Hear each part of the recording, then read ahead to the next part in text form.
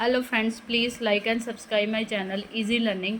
आज का जो टॉपिक करने जा रहे हैं वो है हमारी कंस्ट्रेंट, जिसमें पहली जो कंस्ट्रेंट आती है वो है not null. Not null SQL की कंस्ट्रेंट है जिसको हम जब भी कोई क्वेरी लिखेंगे, क्रिएट टेबल बना रहे हैं, उसके साथ लगा सकते हैं। सबसे पहले नॉट नल क्या करती है? नॉट नल एक ऐसा कंस्ट्रेंट है, रिस्ट्रिक्शंस है, जिसको हम अगर टेबल क्रिएट करने में लगाते हैं। जब भी वही हम कोई टेबल क्रिएट करेंगे उसमें अगर कोई भी वैल्यू क्या होगी, रो एंटर करेंगे, वो हम खाली नहीं छोड़ सकते। मतलब उसमें कुछ ना कुछ वैल्यू आपको देनी पड़ेगी। जैसे कि ये मेरा टेबल है, टेबल मैंने एम्प्लॉय क्रिएट किया, उसमें 4 बॉक्स ले लिए हैं, क्लाइंट नंबर, नेम, एड्रेस और पिन कोड।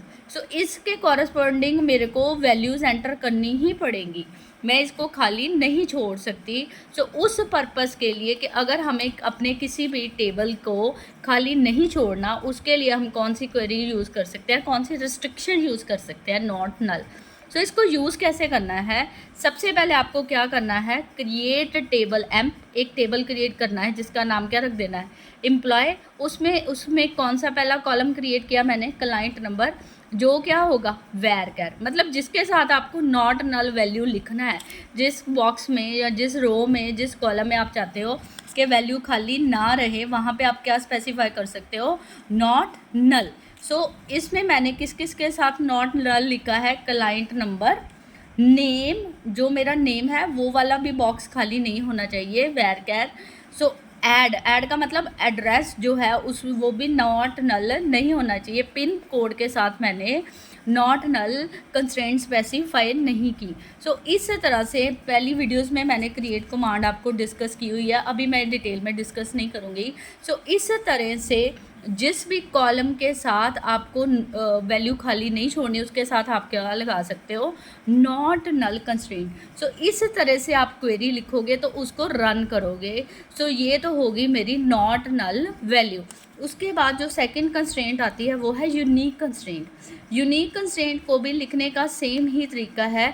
जिस कॉलम को आपने यूनिक बनाना है, यूनिक का मतलब होता है कि जिस कॉलम के साथ आपने यूनिक कमांड लिख दी है, कंस्ट्रेंट लिख दी है, उस कॉलम में रेपिटेशन नहीं होगा, सेम वैल्यू रिपीट नहीं होगी।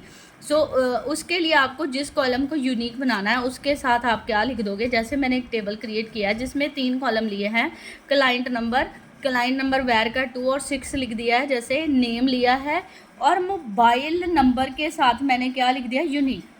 जो भी वैल्यू आएगी, मतलब 777 अगर आ रही है वैल्यू, तो नेक्स्ट कॉलम में 7 दोबारा नहीं आ सकती, क्योंकि उसमें मैंने कौन सी कंस्ट्रेंट लगा दी है, यूनिक।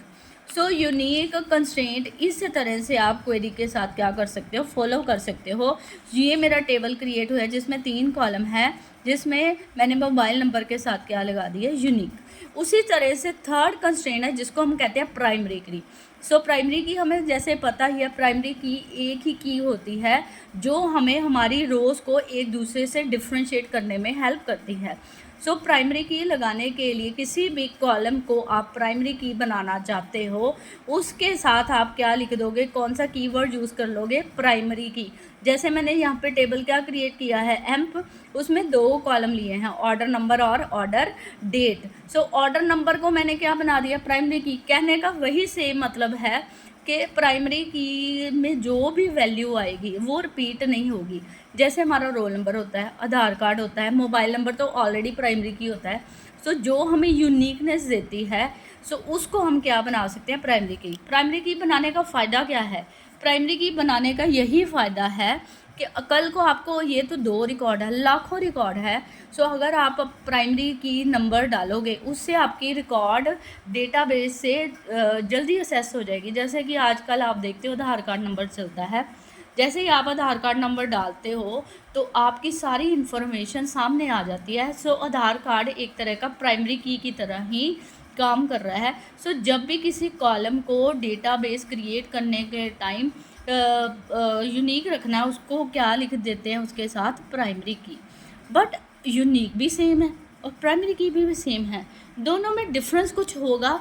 दोनों में ये डिफरेंस है, यूनिक में मतलब यूनिक में प्राइमरी की का कॉलम जो है नॉट नल नहीं हो सकता, मतलब उसके हर कॉलम में कोई ना कोई वैल्यू आएगी। बट यूनिक में आप नॉट नल कंस्ट्रेंट मतलब आप बॉक्स खाली भी छोड़ दोगे वो भी चलेगा। सो इसका मतलब प्राइमरी की जहाँ पे लगी है वो वाला बॉक्स या वो वाला कॉलम, वो वाली रो आपकी एम्प्टी नहीं हो सकती, नॉट नल नहीं हो सकती। बट यूनिक में क्या है, आप किसी भी कॉलम को नॉट नल के बिना मतलब नल छोड़ सकते हो, खाली छोड़ सकते हो।